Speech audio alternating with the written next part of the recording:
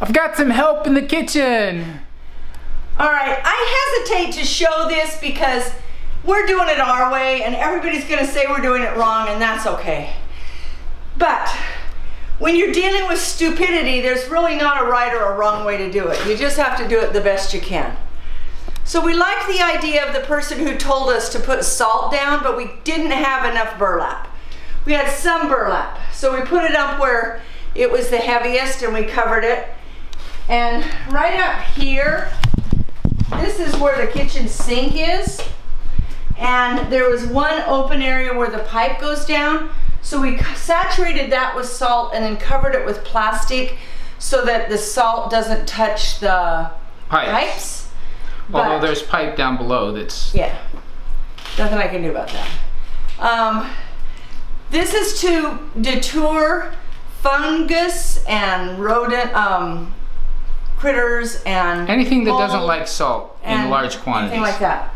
So then, as you can see, we've got concrete all over here. From here over is concrete.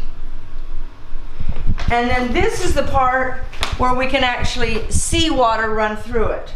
So we put salt, burlap, salt, and then lime.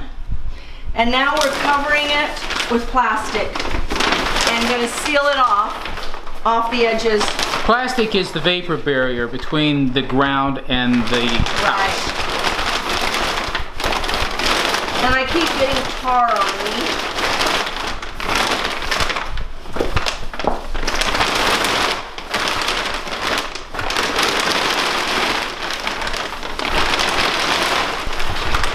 So we've covered it all with plastic now. We've got it, we have lots of lath from taking down walls, and so we air compressed the lath into the plastic. We have lime underneath, we have salt underneath, we have amdro that's all down under where this is going to be covered up. We know that it doesn't last forever, but we're putting it inside and out, and that will definitely help. We did kill a lot of spiders, and we put some spider along here. We're not completely finished, and because it's by a door and that's always where I see the spiders, we will put a bunch of spider repellent in there also. And then Jim, tell them how we did this along the concrete. So what happens is we had to move this plastic up onto the concrete, so we couldn't put it. Keep in mind, this is to be a vapor barrier and a critter barrier. Okay, so show what we did. So because at this side there's really nowhere to fasten the plastic, and we are going to be sealing up this other wall over here to where it's a barrier, it's sealed, there's nothing that can come in the way of mice and crawly bugs. So we're attempting to shut that off. But from the ground here, from where the dirt is, they could easily come up into here. So to seal it, what we did... If they can get in where we've got. If they could get in. I mean, we're going to block it a lot. Oh, and we've got goop just sprayed every opening. Now, you can still see openings for the wall. We're not done. We're not doing that above the floor. But under the floor is that goop that fills in. There are literally no spots down there. Yeah, we've got it blocked up very well. So the problem was we have this concrete, and there's really... we thought through all the various options of how we could do this, and then we realized if we took some of the lath and put it where it can go under these joists, between the joists and the concrete, and there's a space and it varies, so we slipped that under there. In some places it was 2 thicknesses of lath, and then we took these shims and shoved them in until they were tight. So not only is it holding it down right under the joist, but it's making a fairly good seal all the way across. Is it perfect? No. You have tar on your nose. Yeah. Don't, it'll spread it. Well, I like to spread it off. Anyway, it's much better than being wide open. It's not a super highway. Little ants can get in anywhere. I got it. That's going to happen.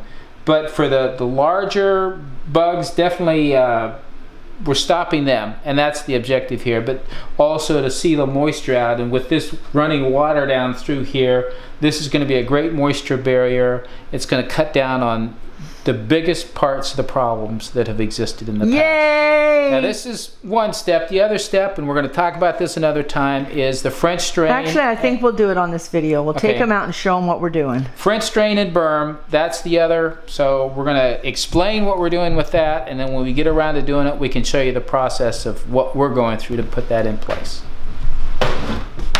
Okay. So we're making progress. We've got this sheet down here. We've got, this is the stub up for the water for the refrigerator.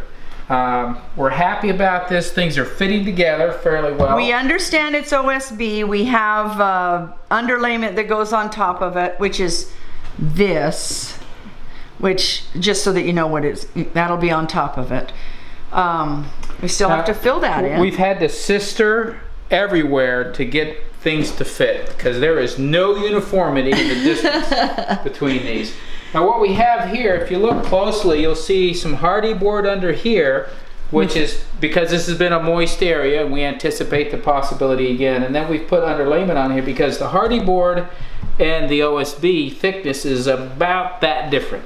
So that's what we've done. Now we're able to measure out where we wanted the holes cut. I have a hole cutting blade that's the exact diameter, the outer diameter of the drain pipe.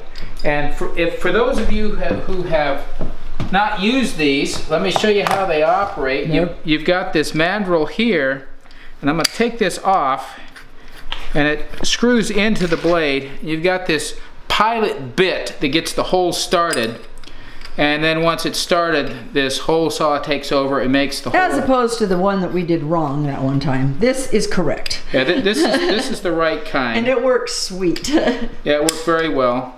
So goes into your drill, down it goes, makes a, I mean, these are some aggressive teeth. They cut very well. Once again, we did our 3/4 inch holes so that the 5/8 inch holes so that the pecs could fit tight. So we're not going to have to do any caulking around there. They're nice and tight.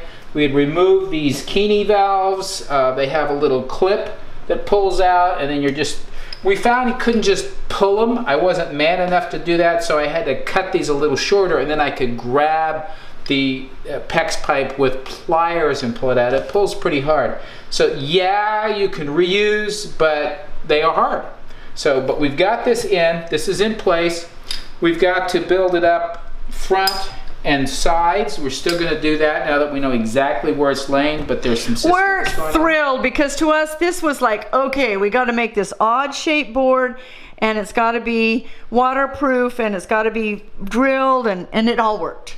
It all worked. For those of you who've worked on projects that are this complex, where there's this many variables, plus the things being, the joists being different distances apart, things not being even, twists and turns, that everywhere we looked there was something else that had to be done. This has taken us a long time today to get this far, but I will say huge progress. At this point, it's just a matter of cutting things the right shape, having support boards in the right place, and we'll have the rest of the floor down on here. Hi, baby. We wanted to tell you about our next project. This is a project we've known we needed to do eventually, but with the river running through the house and under the kitchen floor, we realized that as bad as it was, this is not something we can wait on. So we talked about a French drain, and some of you know what that is, some of you don't, but we're gonna... Should I start with the wall? Start with the wall. Okay. So from the wall, we're going to have a patio that comes out 8 feet. So we'll build that up a little bit so that it comes out to 8 feet. And it's going to have an awning over it so no rain will come straight down on right next to the foundation. It will have rain gutters that go down to where the property is naturally going down to. And it will be caught in some kind of a rain catchment system. Yes. Then, actually, let's talk about that rain catchment system. What we have is, as we go out that way and down the hill, we have a pond down there. So the easiest thing for us to do is to run the pipe into a pipe that goes down. There's a little, kind of like a little ravine down there. There's a little bit of ravine that then runs down into the pond. So we're going to push the water, let the water run over into there from this gutter. Actually, what the gutter is going to do is dump it off into the pipe that is coming from the French drain that we're going to put here. Okay. Now, before we get to the French drain, we're going to handle a chigger and a tick problem. What, you say? What are you talking about? So we've got the deck here, the patio deck here, and right in front of the deck. So I walk out of the house, I'm on the deck, I am not on the grass. There is a box, a grow box. Oliver's going to do a walkabout. Oliver, come here. Come on.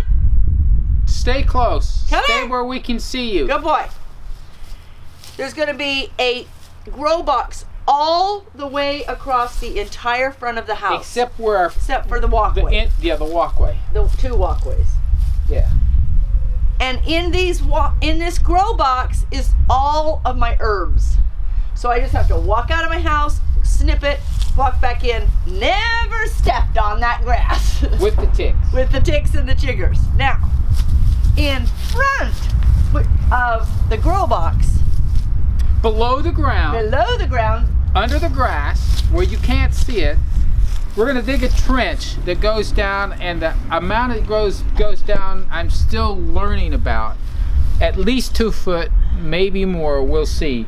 But it's going to be a trench that goes from edge of house to edge of house, and it's going to slope down like 1 to 2% going down that way. So it's 1 to 2% higher on per this 100 end feet. So yeah, than that end, but the whole ground is sloping down.